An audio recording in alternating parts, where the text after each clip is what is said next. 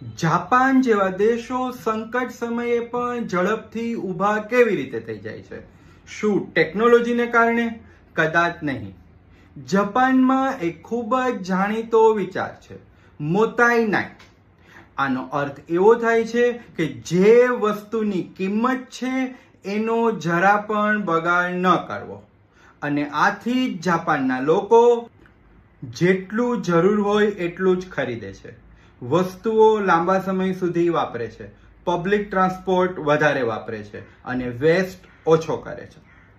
અહીં સવાલ હેબિટ્સનો છે, કારણ કે મજબૂત સમાજ થોડી શિસ્ત, થોડી બચત અને રોજિંદાની જવાબદારીઓથી બને છે.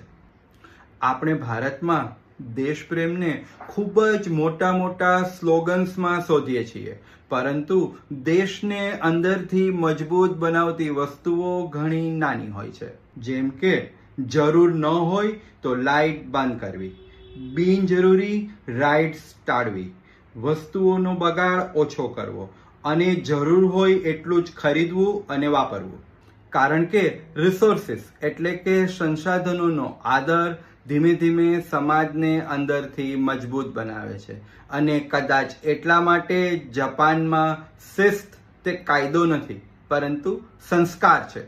પૂર્ણ વિડીયો હવે લાઈવ.